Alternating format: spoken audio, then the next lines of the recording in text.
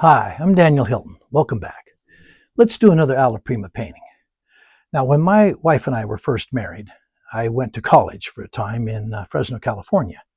And just a couple hours east of Fresno, out in the mountains, are the Sequoia and Kings Canyon National Parks. And one of our favorite things to do on the weekends was go out there, picnic, stroll the paths, admire all the magnificent giant trees. It's an amazing place. And so I thought today we'd do a couple of giant sequoias. So let's do that. Let's start the timer. I'll get my glasses and let's paint. Now, I can't, we're not going to do the whole tree because I want to have another tree over here to use as kind of contrast. I'll have a couple of giant sequoias here. So I'll do like you often see in photos. We'll just have the bottom parts of the tree because that's, it's hard to take a photo of a whole giant sequoia. It's kind of hard to paint one too. So that's what we're going to do today.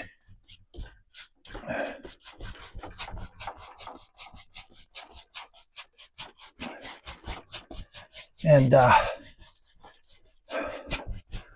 let's see, I think I just want a blue sky today. Mostly blue anyway.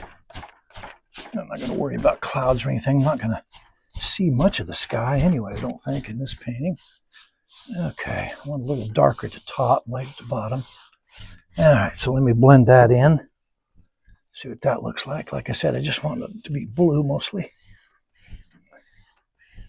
Like I said, my wife and I were newly married when I went to college there. And we really enjoyed those parks. Now I'm going to have some water too down here. Oh, those are brush strokes going the wrong way. Okay, have some water down here too. Down here like this. Oh, probably not that close to the bottom, but maybe.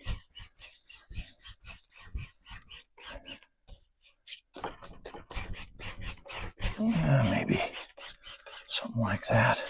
Actually, I wonder if I'd add a little green, kind of make it a little brackish. Not much green, just a little, just kind of give it a brackish feel. I don't know if you can see that, but just a little bit. Okay.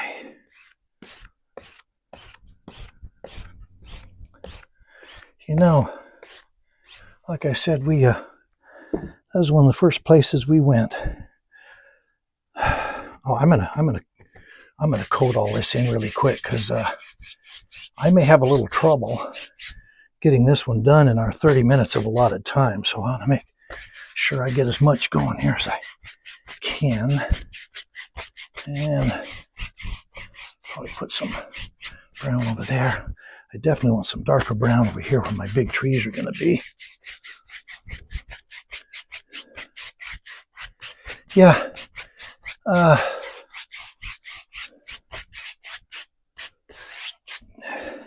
We've always wanted to go back there. We've thought about it many times. Okay, now I'm going to have some, let's see, this color, I think. I'm going to have a tree here, so I don't want much here.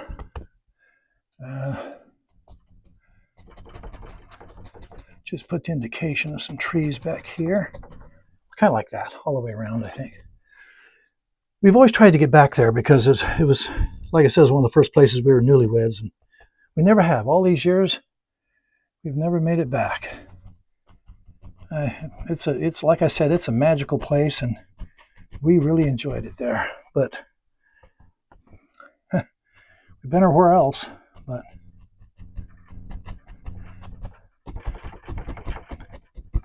oops.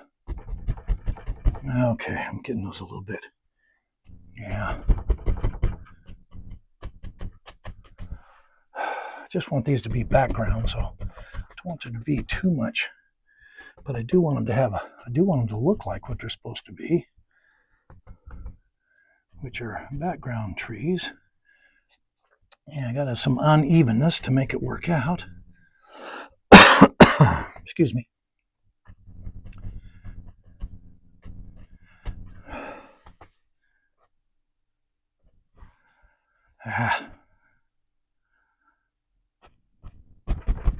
Actually, I'm going to have big trees in the front of this, so I don't need to have too much there.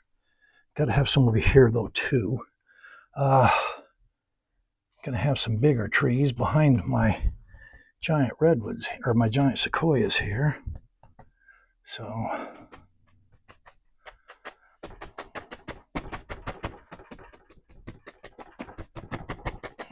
just trying to put in some background here. And I have two giant sequoias here, so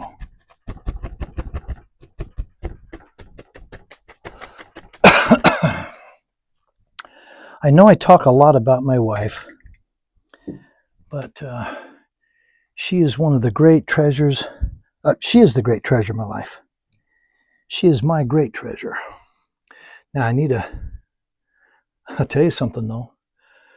When I met her, I didn't have the courage to ask her out.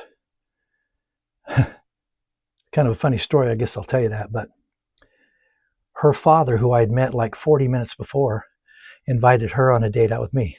No, I'm not kidding. That's how it happened. Let me tell you how that went down. Okay. Oh, you know what? First of all, before I do that, I need to have just indication of some trunks over here and places.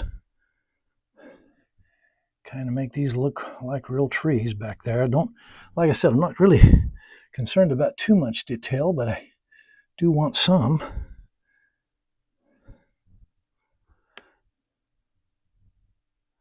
I don't want a trunk that big. Well, let me tell you about how my future father-in-law invited his daughter out on a date with me. Let's have, excuse me, I don't know what's wrong with me today. Okay, let's have one sequoia about here. Now, these just can be background sequoias.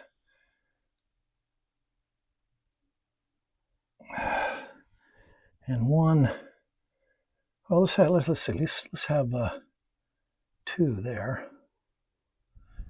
And one about here, I guess. And one more right here. Okay. Let me put a little color on the back side of those just to variegate them a little bit.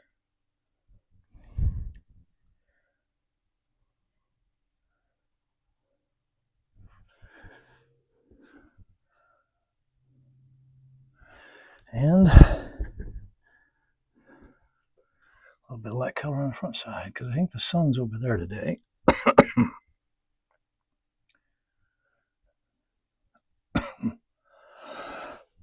Excuse me, I don't know what's wrong with me today. Okay. Redwood or sequoias don't have a whole lot of foliage on them. Let's see, I'm going to use this color right here, I think. Kind of mix it with that. They don't have a whole lot of, they're a true conifer, and they don't have a whole lot of foliage. They have some, of course, but it's not a lot.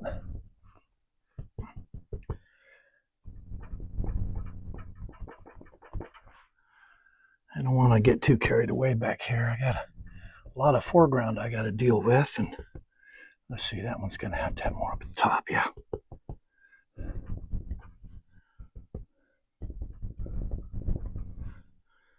And this one's going to have a little more down here, I guess.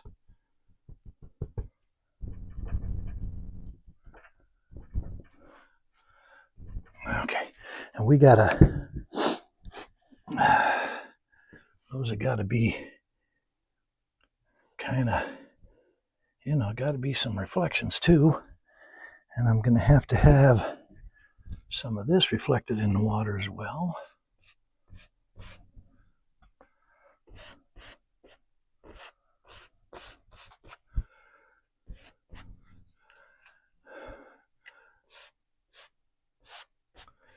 Okay, now let's get some Let's get some brush over there. Let's see.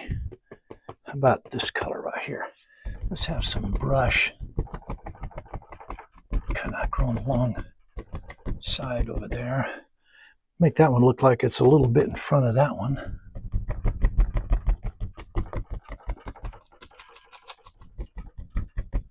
And I might as well close this little pond or whatever it is in a little bit. I kind of want it to come out to a point, I guess, like that.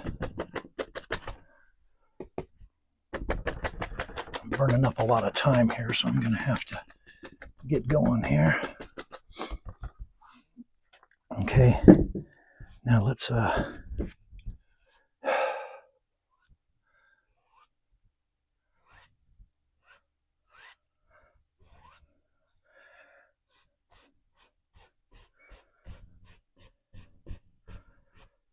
okay.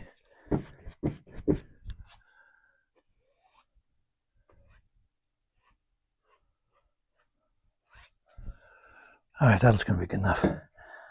Put a shoreline in over there. I wonder about something. I wonder if I should put some brown in over there. Kind of make this thing look a little muddy. Like there's a bit of ground or something around here in places. Yeah, that might work. I don't know. All right, here's the story. Before going to college, I was living alone. My older brother, like I think I told you last week, was in the military. My other brother was back east going to college. And my parents, my father was a minister. He had an event. He was doing a evangelistic tour back in, I think, Indiana or Kentucky somewhere. Anyway, I was living by myself, and I had a job. I was just kind of trying to work to decide, what I was going to do. Trying to make some money, decide what I was going to do with my life, go to college, what I was going to do. And let's see, I need some over here too. So I was living by myself, and because I didn't know how to work, I got off work at 6 o'clock every day, and because I did not know how to work an electric stove, and microwaves were not plentiful in those days. I'm not even sure they've been invented yet, to be honest with you. But so my supper every night after I got off work, and I got off work precisely at 6 every day. So every night I showed up at a drive-in to get my supper. And it's one of those drive-ins where you pull in and there's a screen to your left, and you decide what you want, you push a button, and someone brings your food out to you. So now we're going to have to make those look like real trees. Let's see. Let's get some of this, I guess. Some of this. Yeah, make these look like real trees back here. So anyway, I every night about 6:25, I pulled in this drive-in. And you know how I feel about, foods. I don't experiment. My tastes are pretty simple. So every night at 6:25, I'd pull in this drive-in, and I ordered the same thing. I ordered a hamburger with ketchup, mustard, and pickle only. Order fries, and a chocolate shake. Same thing every night.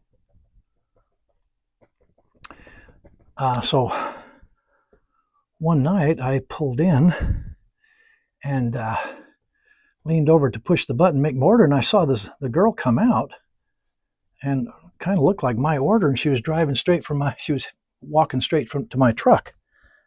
I thought, huh. And sure enough, it was my order. I told her, I said, I didn't even get to order yet. She said, well, the manager said you always order the same thing every time, at the same time every day, and the same thing every day. So, why make you wait? So I thanked her, and I took my food and thanked her, and I tipped her, and she went back, and I was sitting there staring down at my meal, and I was thinking, man, I'm awful young to be in this kind of a rut. And I'll be honest with you, now I got to get these redwoods done. We're already burned up 15 minutes here.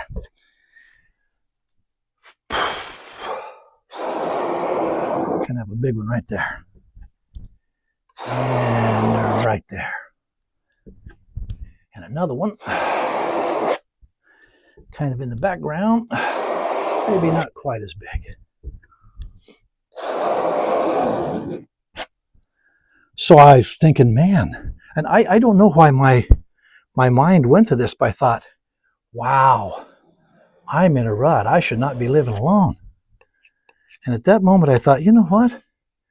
I forgot about college. I forgot about everything else. I thought, I need to get married. I need to find someone I can spend my life with. I have no idea why my brain went to that, but it did. And so now I'm going to tell you something. I knew nothing about women. Nothing at all. I had never really been a ladies' man. In high school, let me see, which brush do I want to use? I think I want to use this one. In high school, I was class president. I was president of the debate team. I wasn't president of the debate team. I was president of the chess club, and I was on the debate team. And those were my pursuits. I was a nerd. I knew nothing about girls at all. In fact, I had only been on a couple of dates in my life, and they were all set up by somebody else. Now, these all have they get kind of rounded down here at the bottom. So I went to the library and checked out some books on girls, on women, on marriage. I sure did. And I read them too. And learned what I could.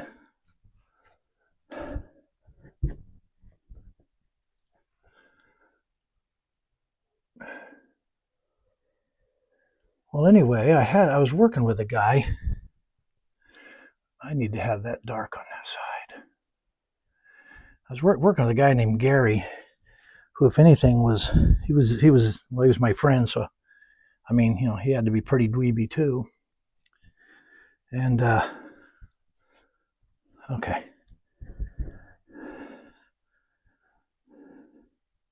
Oh, what I was going to say is, so I set out on a quest to find a bride. I set out on a quest to find a bride. And I'm trying to get this to look variegated. And down here at the bottom, this needs to be.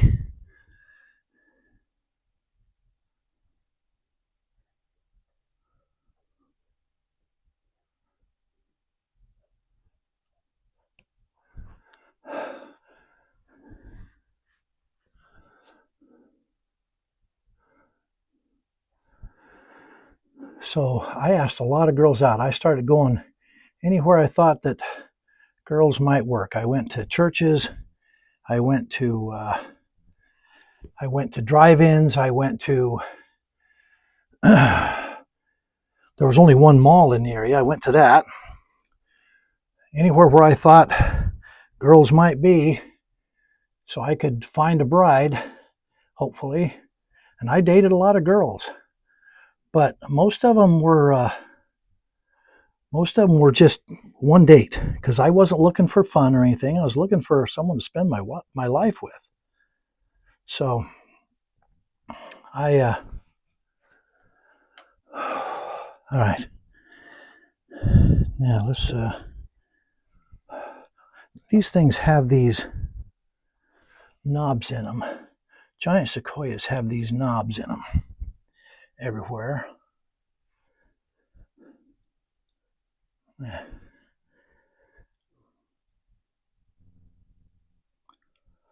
And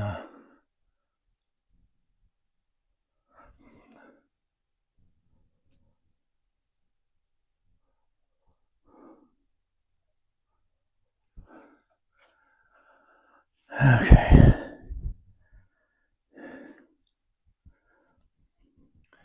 Anyway, I went everywhere where I thought I might be able to find a girl to go out with me, and I had a lot of dates.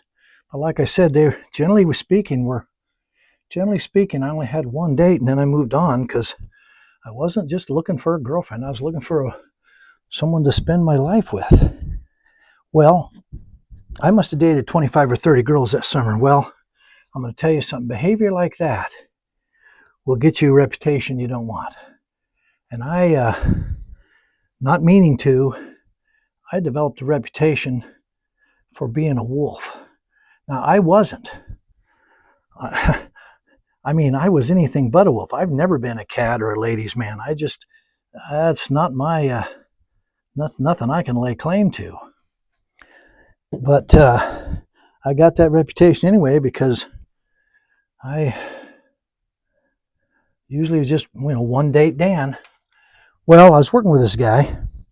What I was going to say is I lived in a place where there weren't many people. I lived in a small part of the world. There's only one town of any size and no really large towns. And eventually, I ran out of ground. I geologically ran out of ground. And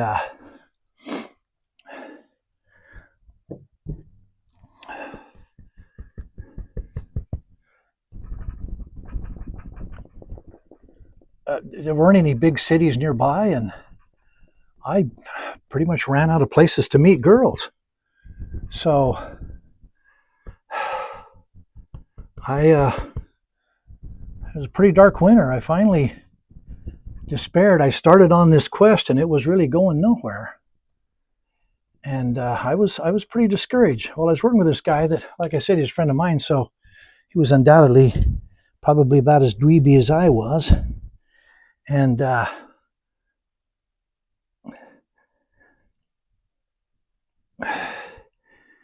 one day he dropped me off. We'd been taking turns driving. One Saturday, when he dropped me off, I as I got out of the car, I said, "Hey Gary, do you know any girls we could date?"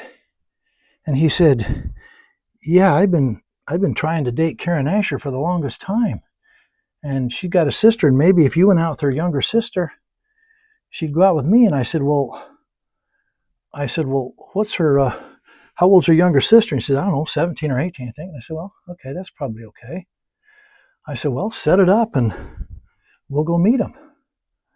Well, he set it up for the next Wednesday, and when he came back on Wednesday to pick me up, boy, he was down in the mouth. He said, "Man, your reputation as a wolf fouled us up." And I said, "What do you mean?" He said, "Well," he said, "Stephanie, the younger sister, is afraid to go out with you." And I said, "Well, okay, you want to just give it up then?" He said, "Oh, no. He said, "Guys like us get a chance to meet girls." Said, we got to take it."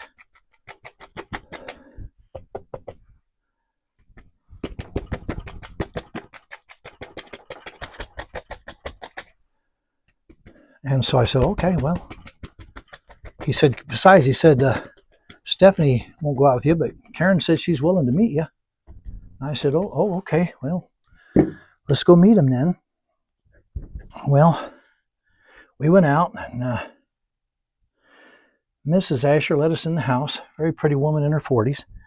Okay, I am running out of time. And she introduced me to Mr. Asher, who was he was a very handsome, very handsome, very suave, debonair, very sophisticated guy. And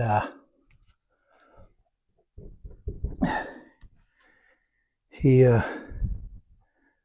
was kind of like, if you can imagine a cross between Cary Grant and Gary Cooper, well, that was him. I mean, he could have been a movie star. I saw where his whole family got their looks from him and her. They were handsome people. What's funny is that he took a liking to me immediately. It was the strangest thing. He took a liking to me, and I liked him too.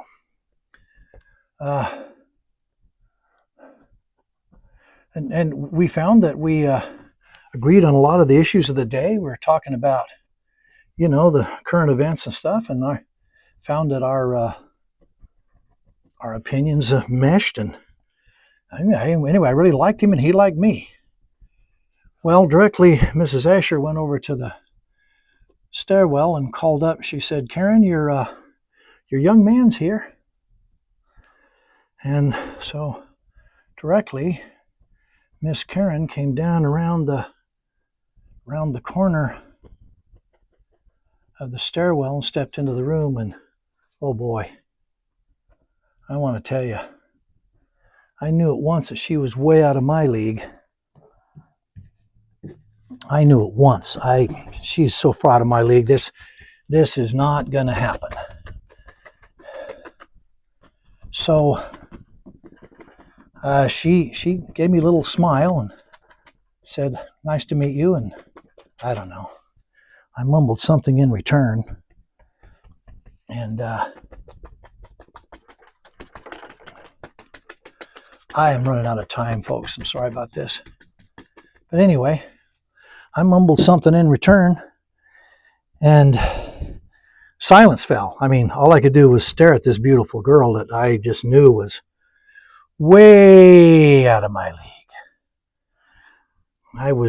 She was not going to go out with me. I mean, because, seriously, she was stunning. She was nice enough. She gave me a really sweet smile. My wife is not a smiler. None of these toothy grins.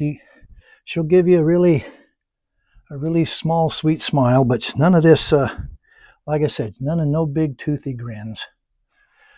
Okay, you know what? We're going to have to hurry up here. Let's put some little pine trees here around. Anyway, so silence fell. I was struck dumb.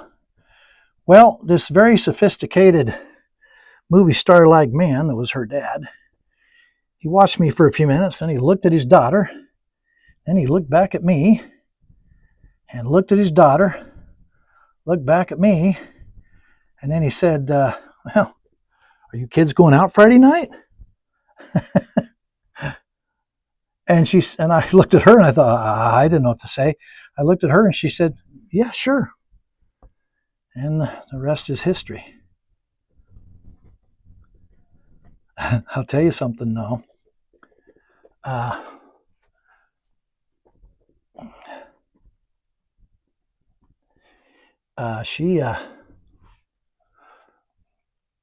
Oh, you know what? We need one more thing in here. I'll tell you something though. Let's have a fern right here. When our dating turned into courting, and I finally asked her to marry me, and she said she would, and so we decided that we needed to go talk to her dad and mom. And so I went over there one night, and Karen and I sat together on the couch, and her dad was carrying on about something that happened that day or whatever. And yeah, I don't know what these are. We'll just put some greenery around the spots. Anyway, her dad was, well, that's our 30 minutes right there, folks, so I got to wrap this up.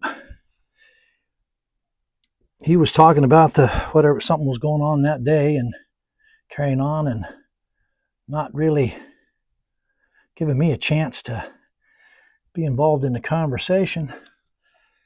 And yeah, those trees back there could use a little more, couldn't they? Just a little more. Well, anyway, so I was waiting for a chance to segue into talking, telling him, I'd like to marry your daughter, and without any segue at all, the old rascal, he looked at me and he goes, "So, you kids want to get married, do you?" Stole my thunder. Totally stole my thunder. And, yeah, well, but we got married, and so it worked out. But the old rascal stole my thunder. I'll tell you something, though. He became like a second father to me. And Mrs. Asher became like a second mother. I love those people and miss them. And their daughter has been a blessing to me for many, many years. Well, we're going to have to be happy with that. I'm going to sign this now and be done, because we're a minute and a half over our time, folks. Anyway, that's how my future father-in-law invited his daughter out on a date with me. Because I didn't have the courage to ask her out myself. I guess he saw something in me and knew we'd be happy, and we have been.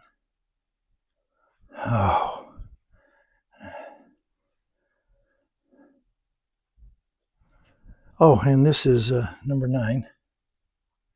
Okay. All right, that's going to have to do.